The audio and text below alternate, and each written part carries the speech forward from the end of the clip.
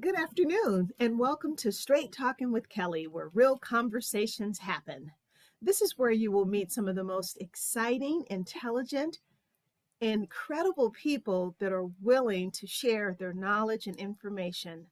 My guests come from a multitude of industries: medical, mental health, community advocates, entertainment. The list is on. Today I have with me is Dr. Kim Lucas Benton. Did I say that right, Kim? Kim Lucas Benton. Yes, that's Yeah, I fine. did say it right. Okay. And so I'm really excited for you guys to meet her. And what she's going to talk about today is bringing awareness to the importance and the connection between oral health and diabetes. And so this is going to be a really, really important conversation. So before I get started, I'd like to give you a little bit about Kim's background. She was raised in San Francisco. She is a general dentist in private practice in Daly City. She is a graduate of Meharry Medical College, School of Dentistry, which is in Nashville, Tennessee. And I know that because my daughter went to Fisk. Mm-hmm. And after her graduation, she actually went to work for her father, who was also a dentist, and she'll tell you a little bit about him as we move on. And then she opened her own practice. So, Kim, I would like to welcome you and thank you for taking out the time to visit me. Thank you, Kelly. This is truly an honor. You know, we go way back. And so when you reached out and said you'd like to do this, I said, I am so excited to catch up and just share what's new and what's going on. So thank you so much for having me. You're welcome. So I tell you what, let's walk down memory lane because I think it's important for the audience to know our connection. And like you said, it goes back many, many years. Yes. Now, I know that I was working at the Bayview Opera House, putting on different entrepreneurship programs when Shelley Bradford Bell was the executive director. And she introduced me to your husband, Mark. That's right. And then Mark decided to put us together. And Lord knows, I bet you he didn't have a clue what was going to happen after that. That's right. He's a great connector. Yes, because we did some amazing things after that. I know that you have been a lecturer at all of my girls' programs, Dressing Up from the Inside Out. Mm-hmm. And I think the very last one we did was with Dornisha Wright over at the Economic Employment Office in the Fillmore. Yes. That, and then after that, I think it was in 2013, I got a call from Suzanne Kaga. No, I think I'm saying her name wrong, from the Recording Academy, and Ryan Austin, where they wanted me to dress this young man it was Suzanne Koga from the Recording Academy and Ryan Austin, who was with Youth Movement at the time. They wanted me to do a makeover on this artist named D'Angelo. That's right. And so, what's his name? D'Angelo Lemons was his name. And so when I met this young guy, he would always cover his mouth when talking to me. And I'm like, what's going on? And he says, Miss Kelly, I've never been to a dentist. And so I don't like to smile. Mm-hmm. And so when I saw his mouth, and I'm like, this guy just got an award with the Grammys for the Artist of the Year for, young up and coming artist. And I was like, oh my God, what am I going to do? And I said, oh, I know exactly what to do. So I called you. And this is not the first time you have done pro dental work for me. Mm-hmm. When I think back over the years, how you've helped so many people regain their sense of self-worth and confidence has been amazing. And that's what you did for this young man. After he left your office, girl, I couldn't stop him from smiling. No longer was he covering his mouth. So whenever I think about that, I think of you. And, I was a dental assistant myself. I was a registered dental assistant. I graduated from the City College program. So I'm always looking at people's mouth. Yes. I'm always looking at people's teeth, and I don't do it on purpose. It's just, I'm sure you do it because you're a dentist. And so when I saw him, I instantly thought, I said, I know Kim will help me. And so I just want to thank you for all those years of always being there for me.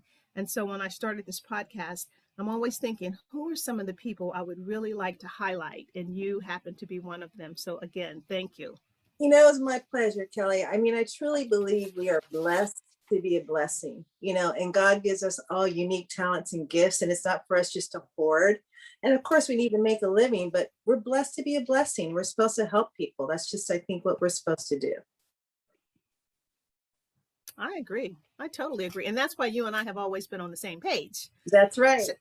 So Kim, now I would actually like for you to tell the audience a little bit about your background. We know that you were raised in San Francisco. So what schools did you attend, and then how you ended up in dental school? Sure.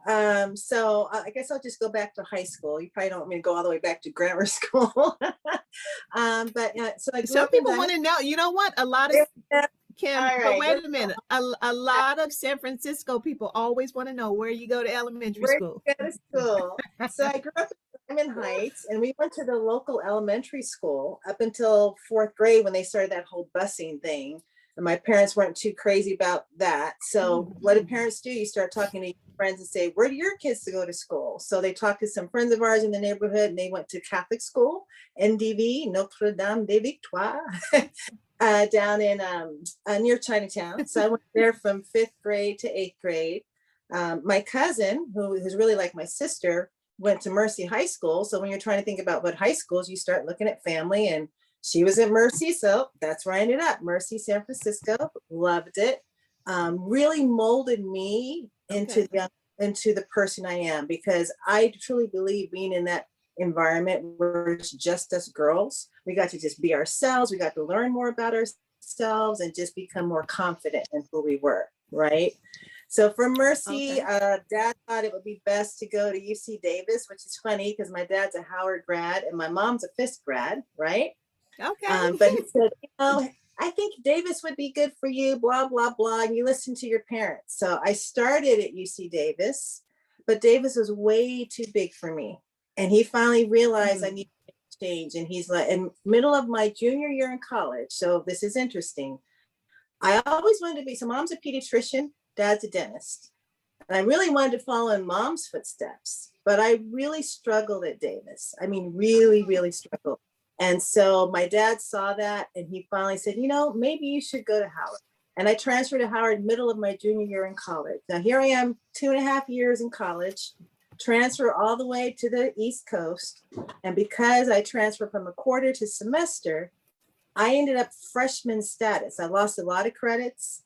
Of course, my bad grades didn't transfer, which was okay. So I had to start all over again. But Kelly, it changed my life. Howard University, being around people that look like me, that genuinely cared about me, changed my life. And of course, that's where I met my boo, my better half. And then came back to San Francisco. Funny story, when you think about dentistry, my dad's a dentist. People say, oh, so you always wanted to be like him. No, I ate a lot of junk growing up, have a lot of dental work, and I really truly feel he tortured me in the dental chair, to be honest. Okay.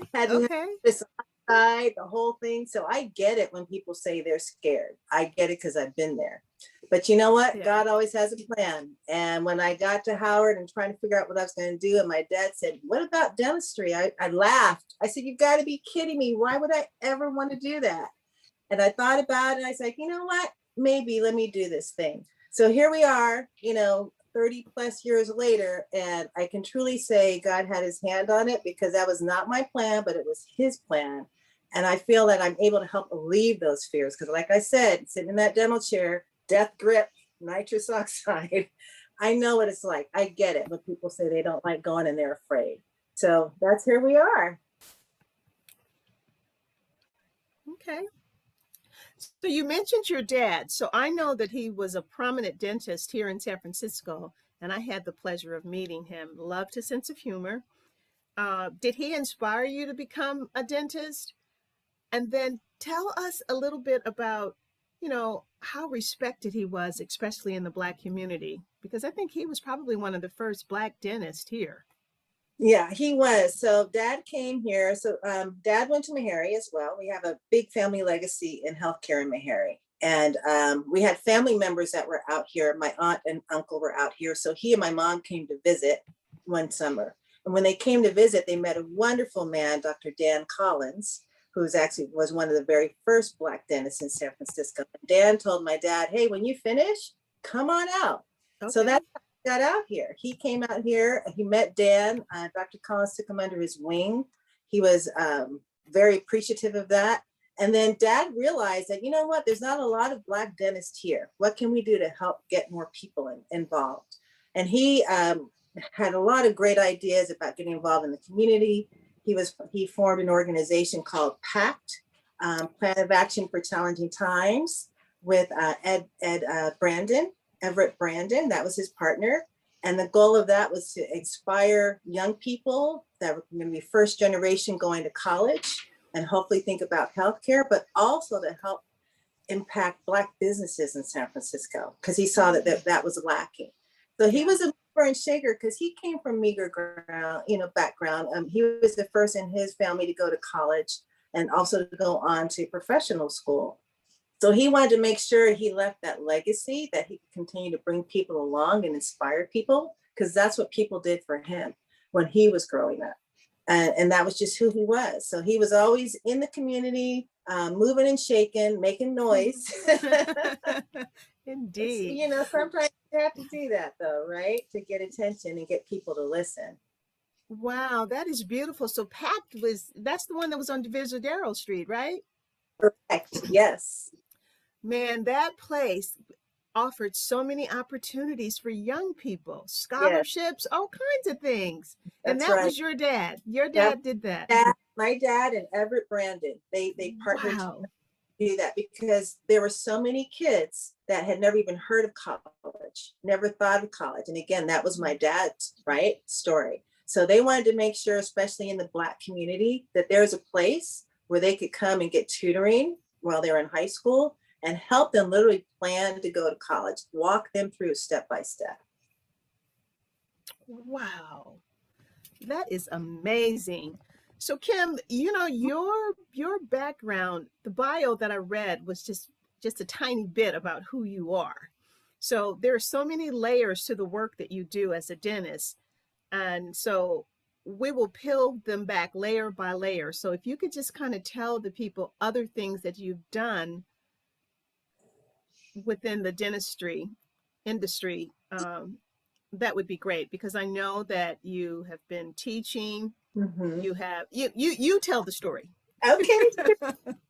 So I graduated from Meharry in 88, and I came to practice with my dad. That was the goal, that we were going to practice together. So I think you asked me earlier, was he my inspiration? I'd say indirectly, because as I said before, it wasn't my plan. But then when I graduated, we were going to practice together. And I came back, and I guess in the early 90s, a young lady came into the office, and long story short, I forget how the connection was, but she was telling me she taught at ULP Dental School, and was I interested?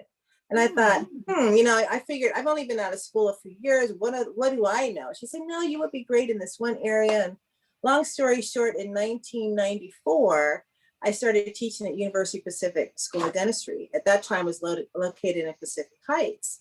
And it was in the basic oral diagnosis and treatment planning. Translation: when you come in as a new patient, you have to have an exam, right? Right. And right. so aiding our students in walking them through that process. What is that like?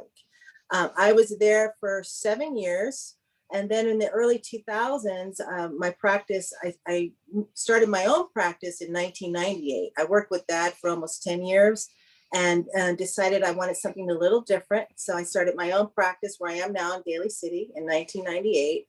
And as I met people, around that area, then Skyline president Fran White had asked me if I would help her try to develop a dental hygiene program on their campus. And that was at Skyline in the early 2000s.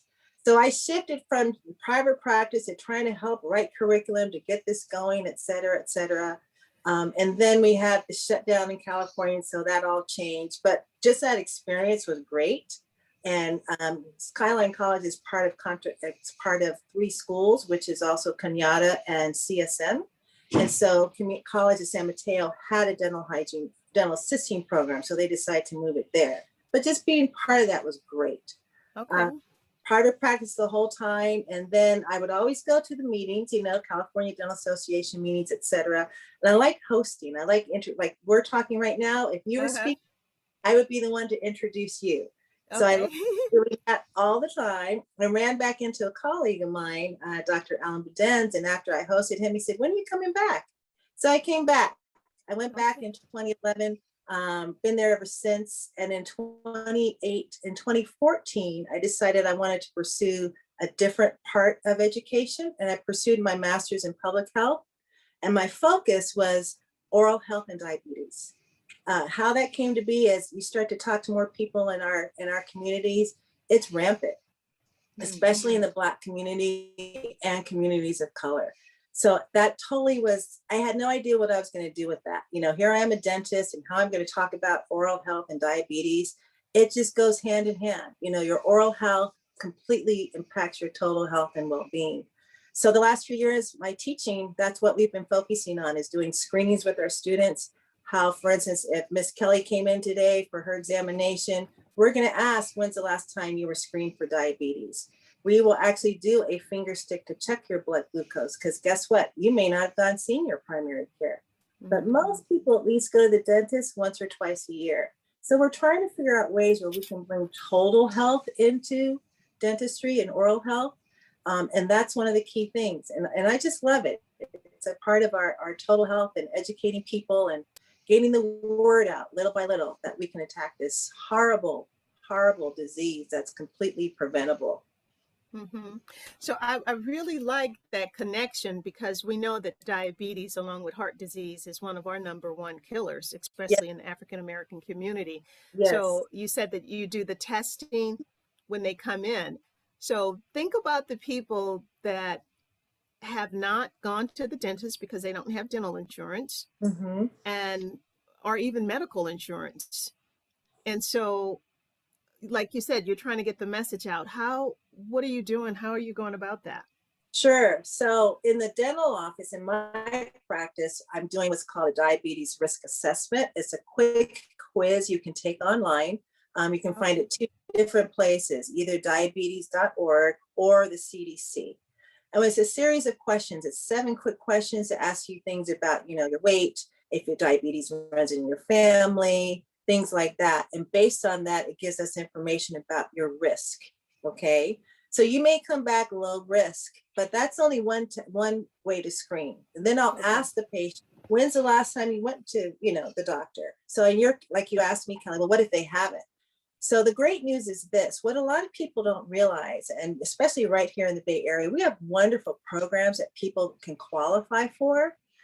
Sometimes it's within your county. One of the popular programs here in Medicaid is called Medi-Cal.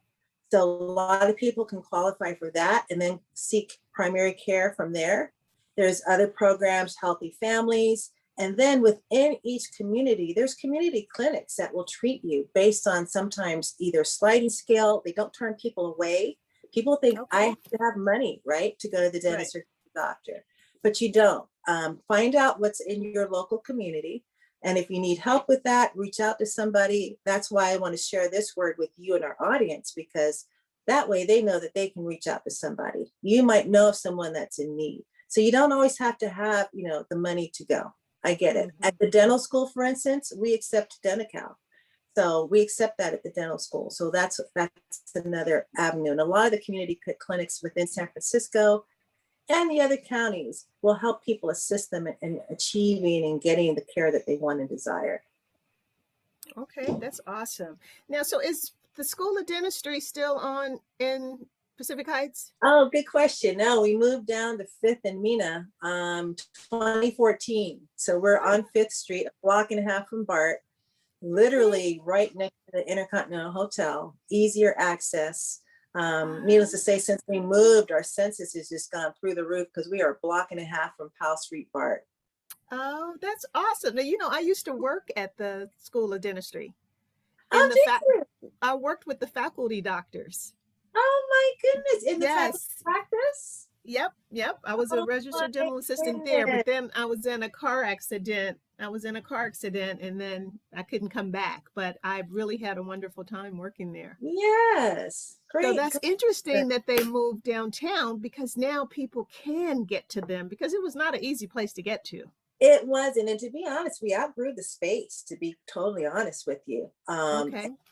You know, God just opened that door too. We actually were at one time, I think we were trying to look at Mission Bay close to UCSF and it didn't work out. It's good that it didn't because like you just said, we're right across from the old, what's the newspaper? The Examiner, the Chronicle Okay. building. We're right Okay. across the street from there. Oh, that is awesome. Easy access, people. That's right. That's beautiful. And then, like you said, so when you come in, you get your screening. And Mm-hmm. is it still the way where dental students are working on you? Yes. So what Okay. happens, Okay. you get screened by a faculty and we explain right then and there that, you know, you're here, you're going to be paired with a dental student because that's our goal to help teach them, you know, the Right. process. And Right. patients are so appreciative. They realize it, you know, you go to the dental school, you know, it's going to take 3 to 4 times as long. Right. Right. Also, the fees are less. And as I mentioned earlier, we also accept Denti-Cal. So that's very helpful. One time in California, I think it was right after 2008 collapse, the Denti-Cal benefits for adults were cut off Okay. completely, Okay. but they Okay. reinstated them. So they've always had for kids up to the age of 21, but also for adults. And, you know, my Nice. goal is to really help people understand, you know, you're going to come see me one way or the other. I'd rather you see me for prevention, right? Prevention and preparedness, but otherwise wait till you get a toothache. Let's not Okay. do that. Let's not do it. Okay. The one thing I can absolutely promise you is you will not be feeling pain if you're in our chair because we don't believe in that, right? Yeah. We don't torture people in the dental chair. I know most people think, oh my gosh, it's going to kill me. And Yeah. unfortunately, a lot of people have had that bad experience, and that's what keeps them from coming, quite honestly. People with insurance will still not come to the dentist because they're scared. Yeah. So I get it. It's finding that right connection. And so in my practice, you don't ever have to worry about that. With our dental students, we're constantly teaching them about making that connection, right? And you're not just open your mouth. It's a matter of them understanding the background of their patients and what their concerns are as well. Yeah, that's awesome. So speaking of which, some of the questions that the audience had asked, emailed me about, and one of them is why do people fear the dentist? And Mm-hmm. like you said, it's the pain and the the fear of the shot. I know Yeah. that was really one of them. So Yes. what are I know your office is really kind of high tech. Because I remember, look, when I was a dental assistant, girl, we was developing the X-ray films with developer in the closet. Yes. So they've come a long way from that now, where Yes. you get your film instantly, and you can actually show it to your client right then and there. So talk Exactly. about some of the things that you have going on in your office. Sure. Well, one of the first things we have going on, and again, it goes back to the whole wellness journey, is when you walk in, you will smell wonderful scents of beautiful oils. Okay. We take that Ah, peak away to cleanse the air and create a relaxing environment. As I've journeyed more on health, I found this beautiful brand of oils. It's called Doterra, Gift of the Earth, high quality, because the sense that you have, the same sense of fear. Think about if you walked into mom's or grandma's kitchen and they're cooking your favorite pie or meal and you just, yes. that relaxation feeling. So that's the goal. Yes. So you walk in and you'll first notice that. So that's one of the biggest things you can do is whatever you can do to help yourself relax before you come to the dentist. Maybe it's putting your ear pods in and listening to your favorite music, right? And speaking positive affirmations. It's going to be a good day. You know, it's not going to hurt because if you come in Yes. thinking it's going to hurt, you're setting yourself up. Yeah, But that's the first thing, absolutely. creating that environment. We did upgrade from the dipping machine to digital. We're trying to do all of that. Digital technology. So when we're taking your x-rays, you don't have that cardboard poking you in the mouth. You know, just trying Yes, to yes, create a yes. good experience. and we just take our time. You know, as I mentioned to you earlier, you know, I love my dad dearly. And I think we joked, it was like, did you torture me on purpose? He's like, well, I was hoping you stop eating all that junk. It's like, okay, that didn't work well. But teaching empathy. So sitting down and hearing the story, I have patients that come in and I'll say, oh my gosh, I haven't been in 45 years. I'm so embarrassed. And the first thing I say to them, and I genuinely mean it, I say, guess what? Today's day one. You get a do-over. You're here. Yes. And give yourself credit for that. So let's figure out what's going on. I'm going to share with you what I find, and let's figure out how we're going to move forward so you can have better health. And I think just having that conversation really brings people at ease. Like, okay, she's not going to judge me. She's not looking in my mouth and say, oh my gosh, you're right. You know, your mouth is jacked. We don't believe in that, because it does. It takes a lot of courage for someone to come to the dentist, especially if you haven't been in a long time. So just know that you're going to make that right connection. That makes a big deal. It does. It really does. Now, how old should a child be for their first dental visit? Great question. What would you recommend? So we teach our students either when they get their first tooth or by the age of 1. I would say probably closer to the age of 1, because generally speaking, babies get their first tooth around 6 months old, and they're still a little squirmy. But by 1, if you can practice with your baby, you know, say, open your mouth and practice with the toothbrush and things like that. Then when you bring them in, we're doing a quick look. And we tell them we're going to go for a ride. They usually sit on mommy or daddy's lap, and we just let the chair go up and down. We give them a mirror and we count their teeth. So your goal is, you don't want your child's first dental visit to be because they need a baby root canal. Okay. And that means because they haven't gone to the dentist and now they have a big old hole in their tooth and cavity, etc. You don't want to make it fun. And that way that child will be looking forward to it. So ideally at the age of 1, perfect. And mom and dad and whoever else is helping take care of the baby, practice at home, practice brushing, practice opening, counting. So when they come in, they're not so scared. And it's the cutest thing. The ones that you can tell we're practicing just hop in the chair and they're like, Now, you know what? You said something that just kind of sparked something in me when you said that a baby can have a cavity. So what does that cause from? I'm sure it's the apple juice and everything else that they're sucking on, and I see people with Cheetos with little babies and the suckers. And so talk about that for me. Yeah. So believe it or not, it's not just the apple juice. It can come from the milk. So let's say whether your mother that's nursing or using a bottle, especially when you put your baby down for a nap, make sure there's nothing in that bottle. Don't let them fall asleep on the bottle. You know how babies fall asleep and you try to take the bottle out and they're just, right? So even breast milk has sugar. Okay. Formula has sugar. So if you take that bottle out and the liquid is around their teeth, they typically get them around their front teeth, right? Because it's swimming in that liquid that has sugar. Okay. So that's the biggest thing. We used to call it baby bottle decay. Now I think they call it early childhood caries. So it's the front teeth, but the back teeth, that's from allowing kids to eat a lot of sugary snacks, a lot of sugary foods. I had a patient come in the other day. You know, kids now have to be screened before they go to kindergarten. And so she came in and I said, any concerns? She said, well, I'm concerned she has cavities because she eats a lot of candy. And I had to just breathe for a moment, and because my mom voice would be like, who gives her the candy? Okay. Right? She's 4. She's 4. Now here's talking about dad. Now here's one thing he used to say, and I said, Dad, if he saw a child that came in with those silver teeth, the reason why they come in with silver teeth is because they needed a baby root canal and then silver teeth. You know what he used to say to the parents? And I felt so bad. He'd say, you know what? If you don't stop giving them this candy, I'm going to report you because this is child abuse. Oh, wow. And you know what? In some ways, he wasn't quite off. Yeah, true. Because if you think about it, for anybody under the age of who can't get their own food, right? So probably under the age of 10, if you're giving that child all those sugary foods and you're giving them Coke and juice and whatnot, it's not their fault, right?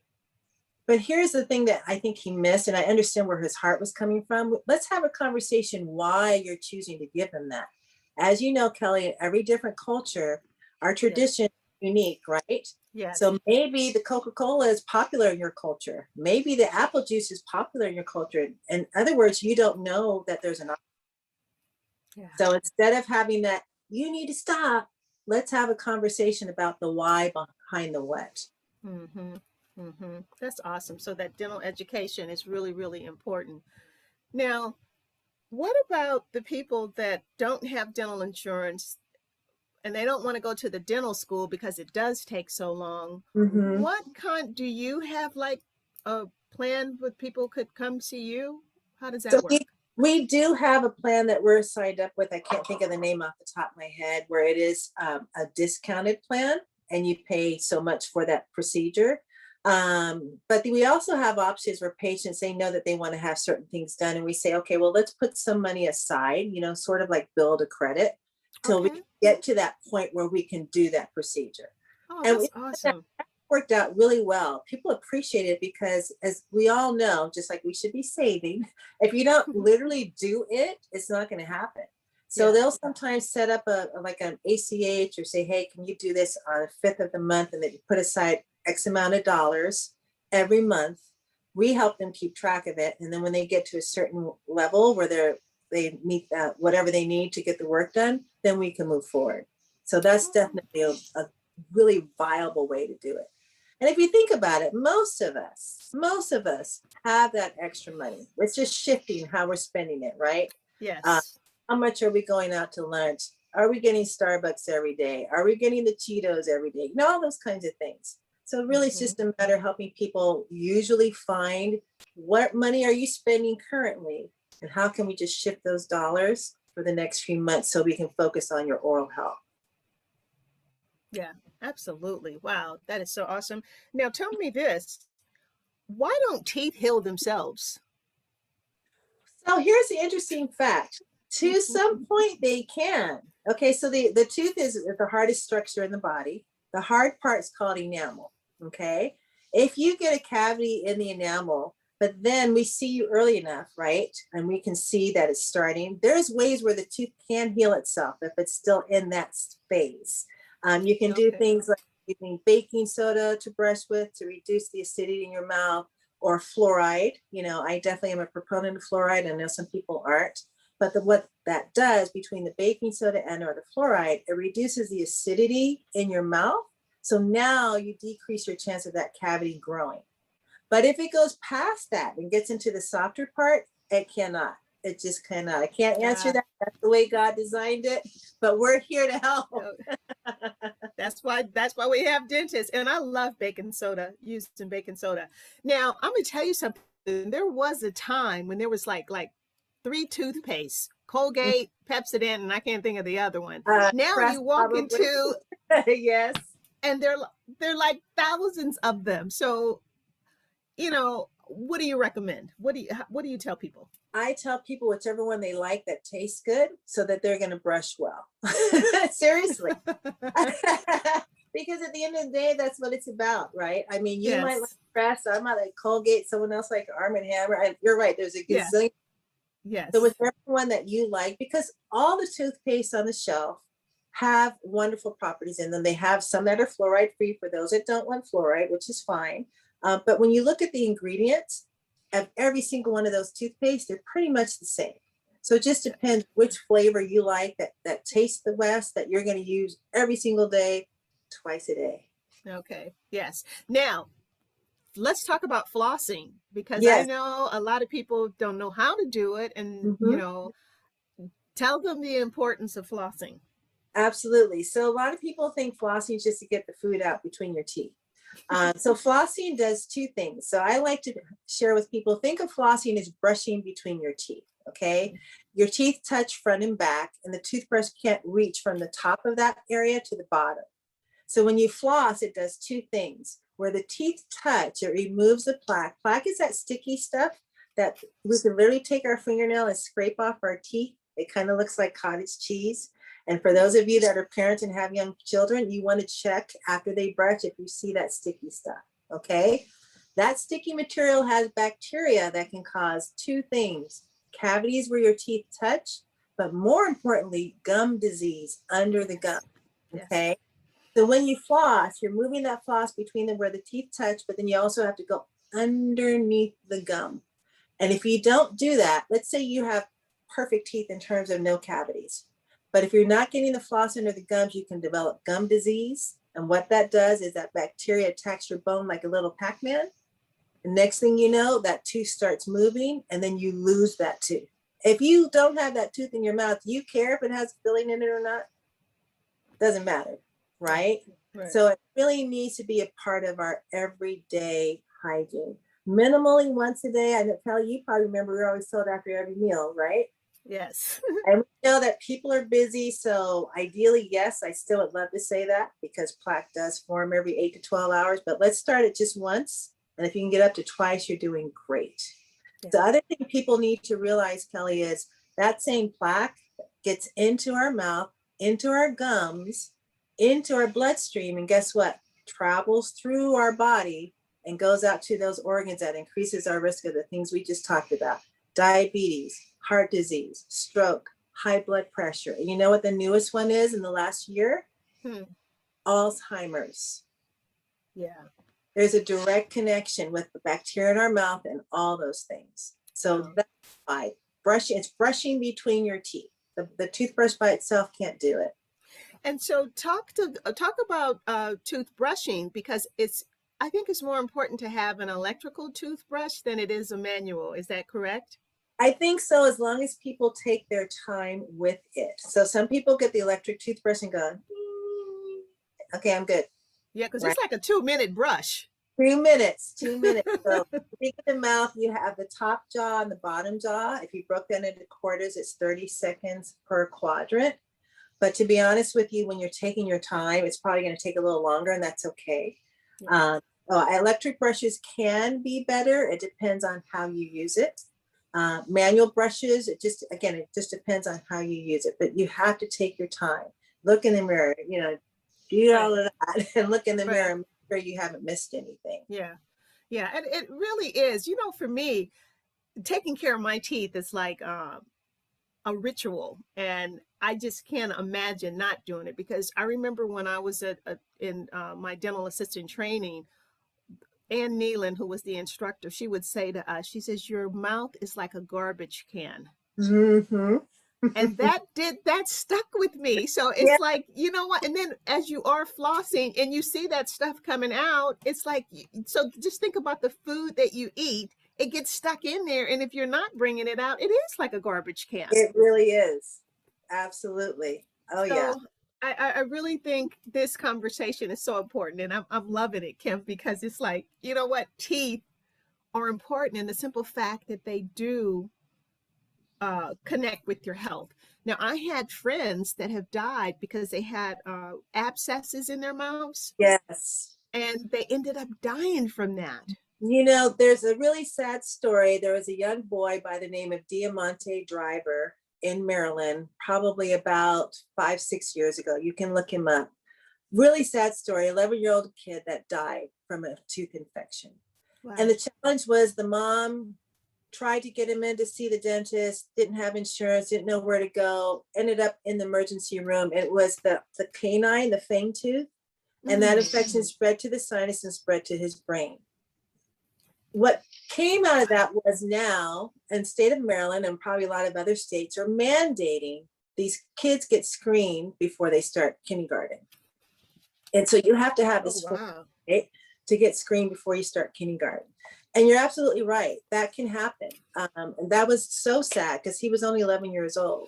So again, it's a matter of reaching out. If you don't think you have the means, you don't have any money, et cetera, talk to somebody. There's means, there's ways to get you treated.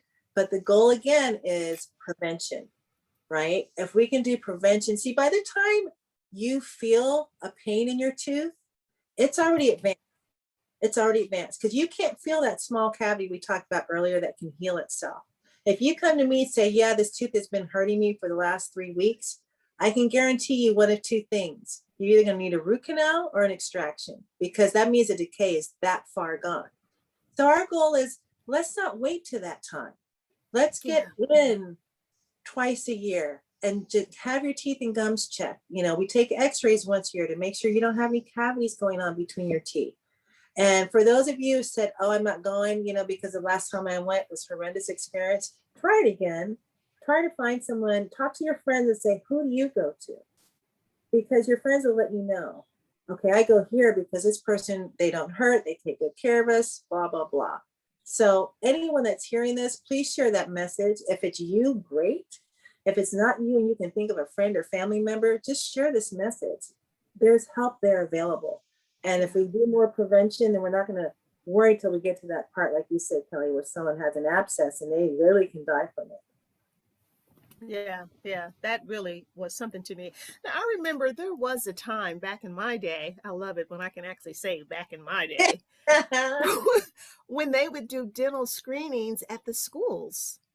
Yes, that's been a little bit of a challenge. We are still trying to do that, you know, with the local dental societies. And of course, a lot of it just depends on our schedules. There's definitely some organizations out there that are doing it. There's one organization called Magic School Bus.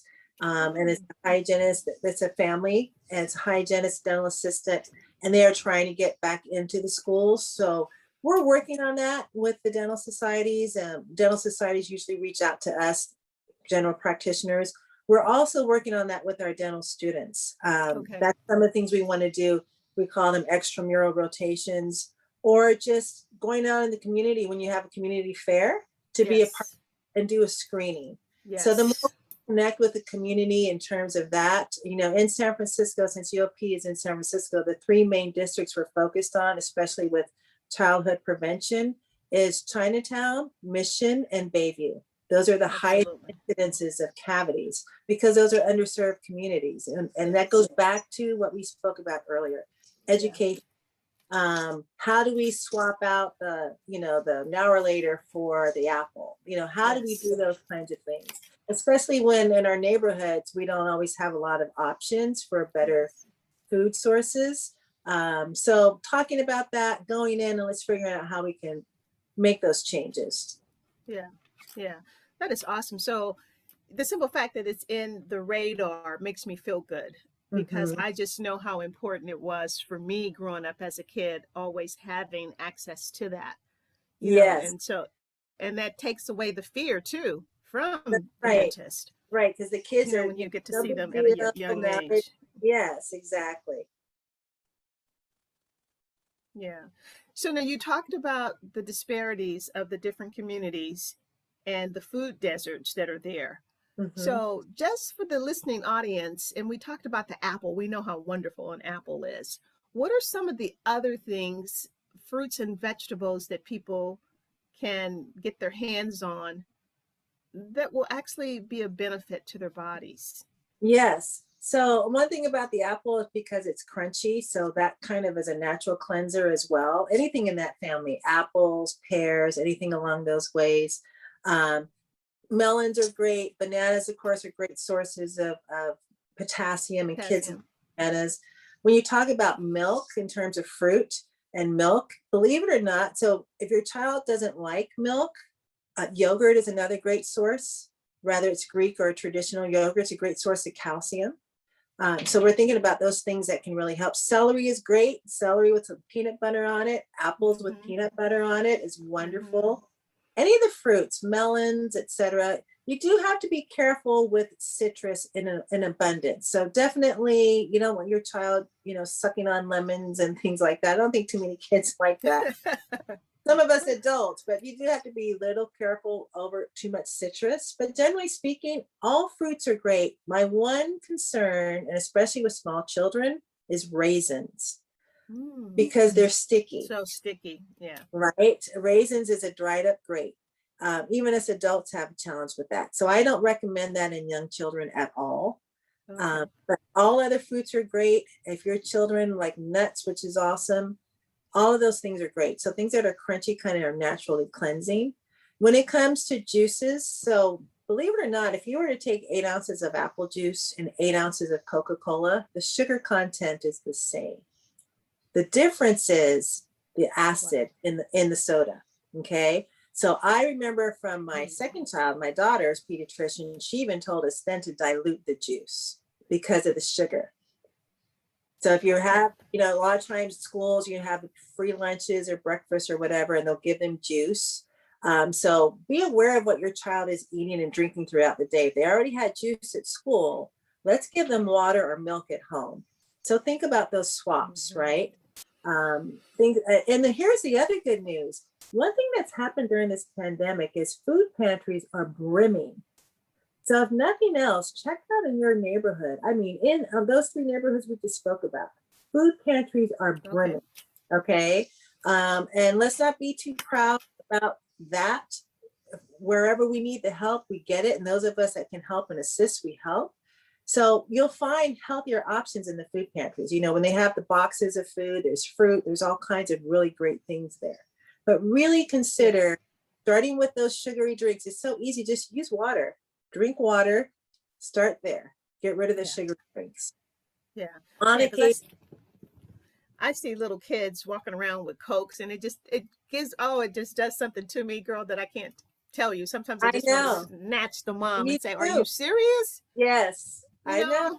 McDonald's, they go in there and they drinking these big old sodas. It just, they don't know what they're doing to their babies. They don't, and you know why? Because they get that little Happy Meal for $2.99. And that's the part of the challenge. So that's a game where we can go and bring them by the hand and say, hey, we've got another option. The Mission District has this wonderful program. Believe it or not, I think it's like on Mission and say 16th. Imagine a refrigerator being outside full of healthy foods that you can just walk up and grab.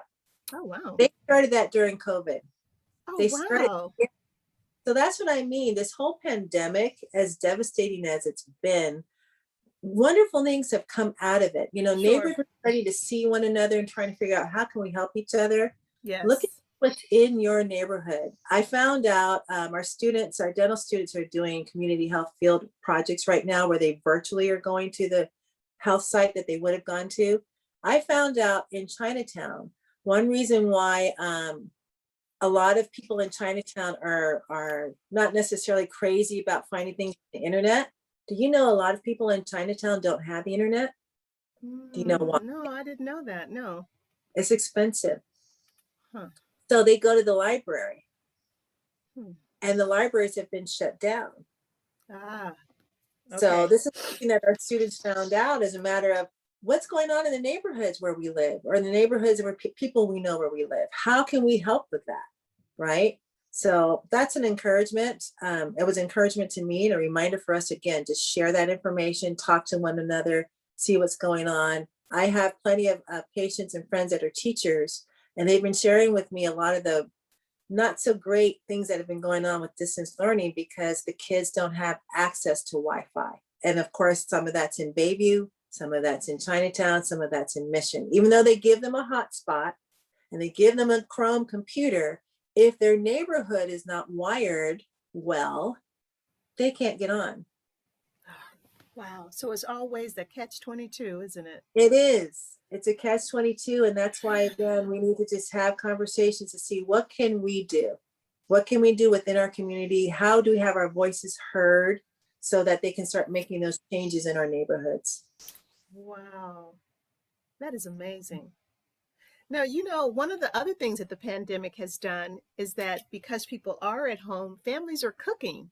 Yes. So, and I think, that has changed. I don't know what they're cooking, but I know that they're cooking.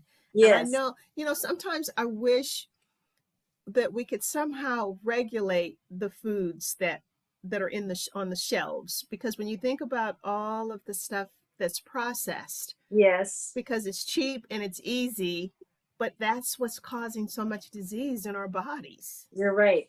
Absolutely. If we swap that around and made the healthy things the less expensive and the processed things more expensive, exactly, people would rethink, what exactly. So it's not rocket science. So it's like, for me, it's like a setup, like it's meant to be that way. Yes. You're right. Because before all that happened, you think about to the 40s and 50s where that happened so much. Everyone cooked. The whole, I don't think this food even came on the scene till then, right? So everything was spread. Exactly. Our parents or grandparents would go to the store every 2 or 3 days to get vegetables and milk and eggs and things like that. But now, high-paced society, I like to say the little hamster on the habit trail, right? Yeah. Going. And so here's the flip side of this, Kelly. We talked about underserved communities. Let's flip it to those that have the higher education, the fast pace, the ones that are working 60 and 70 hours a week. I even said this to my dental students. What are your eating habits like? You may see that they parallel very closely to the underserved community because they're on the go so much. And what do? Let me grab the Red Bull. Let me grab this. Let me grab that versus whatever. You see what I'm saying? Yeah. So cup of noodle is still hot on the list. Oh, yeah. Oh, yes. And it's nothing but sodium. No, Nothing but a God. cup of sodium. You start reading those labels and you say, yeah, it'll make you want to holler. Yeah, so it's just constantly. I remember when I used to be the site director for the Heart Association, we did go out and teach people how to read the labels and stuff. There's just so much that's needed in our communities right now. But I'm happy to see that people like yourself are doing things to keep bringing that awareness, because the simple fact that now you have merged oral health with diabetes, that's huge, because for African Americans, we eat a lot of fatty meats, all of that stuff that adds to it. That's and right. So to kind of bring that awareness, because I'm gonna tell you, once you get that sugar, it's not a fun thing. My grandfather had it and had amputees, his legs amputated. Some people go blind. It's a real serious disease. Kidney disease. So here's the thing, Kelly. Out of the entire population that are diabetic, 90% are type 2, which is completely preventable, and in some cases reversible. 90%. So it goes back to, so it runs, my heart is because it runs in my family. When my dad passed away in 2009, it was unfortunate from a massive stroke, but he had a history of heart disease, diabetes, right? Okay. So I'm pre-diabetic. That's one reason why it's so close to me. And we truly are what we eat. So going back to the educating each other, I want to challenge everyone who gets a chance to hear this is decide that you want to become an advocate where you're planted. That's easy. It's picking up the phone, calling your friends, calling your aunt and say, hey, we need to get checked. We need to go online and do this quiz to see if we're at risk for diabetes. And then the next step is, let me call my primary care. And if you don't have one, there's people that can help you arrange that. Because remember, I shared with you, we've got lots of wonderful health programs in the Bay Area. There's something out there for everyone. So if we all do our part, if I decide today I'm going to call 2 people and say, hey, I just heard about this. When's the last time you went to the dentist? That's my goal. When you go see your primary care, after they weigh you and all of that, and they come in and ask you, how many times a week are you exercising, blah, blah, blah. The last question before they examine you should be, when was the last time you went to visit your dentist? That's the next thing that needs to happen. We've got to cross it over. So that same sheet, right? We're all on the same sheet. Yeah. It's just so much. There's so much that needs to be done in this world. Yes. And now they got the Instagram and the Facebook and all of that stuff. So hopefully we're going to get this message out on those spots so people can hear it. Yeah. So, we can get the word out, because I do think it's important. So before I segue out of this stuff and to get back to you, I want to talk a little bit more about your Doterra essential oils, because you talked about them in your office, because I burn oils at home, because I'm definitely I need things to help calm me down. Yes. When I'm taking a bath. So let's talk about the home use of your essential oils. Absolutely. So a friend of mine introduced me to this company, Doterra, probably about 6 years ago. And she was on me, and I finally said, okay, sure, come on in. Long story short, Doterra means gift of the earth. And the difference about these oils versus oils that you can buy at the store for $20, et cetera, is that they are pure. They're certified, tested that what's in this bottle is in this bottle.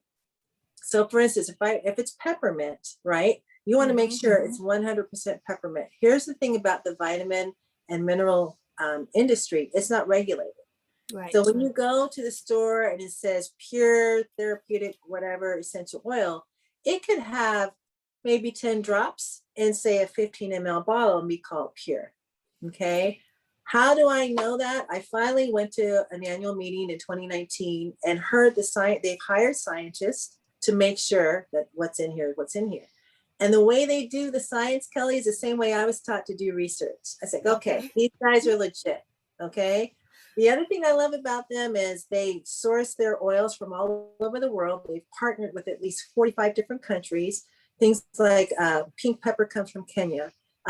Rose comes from India, and they create an economic source for the growers there to harvest those plants, pay them well, and we make sure we get that oil.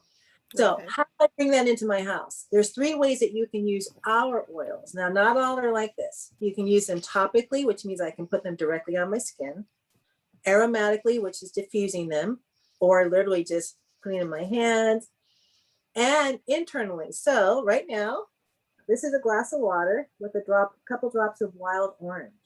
Okay. And what wild orange does, it literally just helps open everything up. It's refreshing. So if you're having that sweet tooth, you want that carbonated beverage. Sometimes I will do that. I'll get carbonated water, put my oils, and there you go. Nice. Right. Nice. So oils, supplements, everything that you could use in and on your body, Doterra has. So here's the thing. Toxins. What are we exposing our body to? What are we cleaning our homes with? Most of us still use bleach and Clorox, etc. Well, if you could clean your home with something that's less toxic, yet still does a job, why not? So you can use essential oils to make cleaners. You can use essential oils for your skin. I'm using the skincare. I take the supplements. I use the body cream. Little by little, I've transferred over what all that junk was in my house to things that I know are healthier. Yeah. Because how our body responds to everything is going to be a representation of how you respond. Are you tired? Are you sluggish? Are you not sleeping well? Right? Sometimes it has to do with our environment. It also has to do with what we're putting in and on our body. Yeah, absolutely. This company is amazing. I love all the products. I got my husband on the products. We had a COVID scare. We had a COVID scare back in December. And, he had the fever and things like that. And I made a blend that had oregano and tea tree and 5 other oils in it, brought his fever down, helped him feel better. So when you think about medication, all medication started from a plant until man decided, let me add a chemical. Let me add this. Right. So they can patent it and sell it. So, but we do say, we're not saying the oils can cure, but we do say it definitely can support your health journey. And it's totally changed our lives. It's completely changed our lives. That's awesome. That's awesome. Thank you for that. Now, what I would like to ask you is to give me 3 people. Mm-hmm. Name 3 people that have inspired you. Of course, I'll say my mom and dad. I'll count them as one.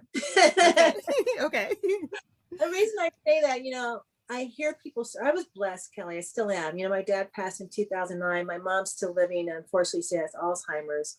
But the things that they instilled in all of us kids was, there's nothing you can't do, right? You can be whatever you want, and there's nothing holding you back. So, and I realize, unfortunately, not every kid got that. A lot of kids didn't get that. Another person that inspires me right now, and I'll put them together too, are my kids, because of them just doing their thing. Our son is in the Army Reserve, just finished his chaplain course, and so he's segueing to being a chaplain. Our daughter's a nurse in the Army, and they both are they teach me something every single day.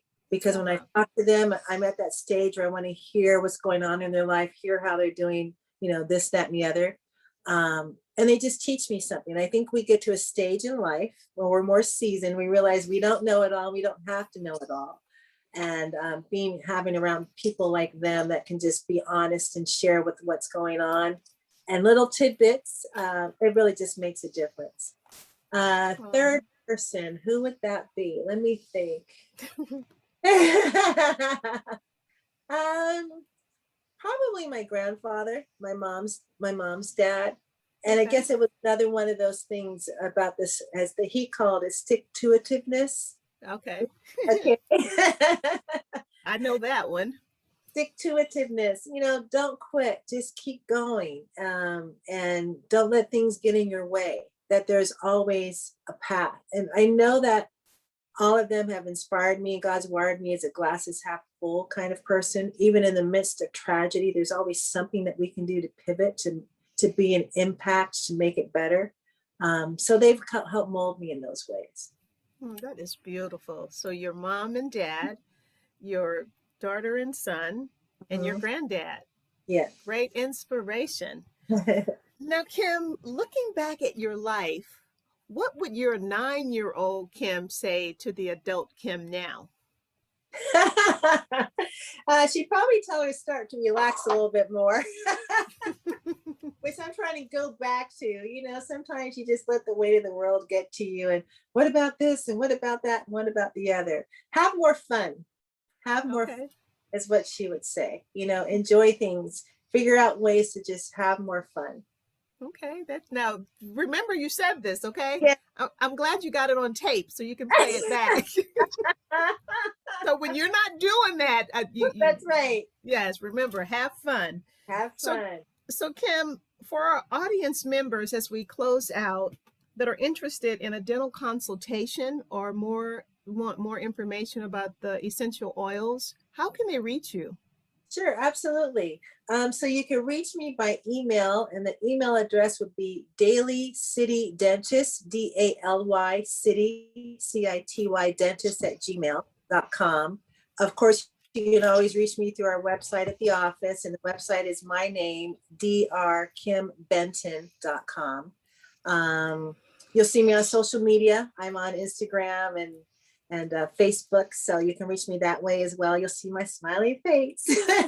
That's beautiful. My name. I think it's also Vista Pacific Dental, which is my office name. So please reach out. Happy to talk with you. Any questions you might have about oral health. If you're interested in learning more about essential oils, let me know. Happy to get you a sample out so I can help you, modify your lifestyle and just have a healthier life. Because as we talked earlier, our oral health impacts everything. Your smile impacts everything, including your mental health and well-being. So I'm more than happy to help you with that consultation about your oral health. Whatever it is you have concerns about, just reach out and let me know. That's beautiful. That is so beautiful. Well, I would actually like to thank you for being a part of Straight Talking with Kelly. Thank you. Where real conversations happen, and that's what just happened here. So I really, really appreciate the time. It's good seeing you, and I definitely will have you back because you can give us an update on what else is going on. And you're right. Great. Speaking of Alzheimer, I'm actually going to be interviewing someone about that coming up by the end of this month. Yeah. So when you said that, I was like, I'm on it. I'm on it. Wonderful. Thanks again for having me, Kelly. It was wonderful. Great to see you as always. It was beautiful. Say hi to Mark for me, okay? I will, and to your family. You take care. Okay. Bye-bye. Bye-bye.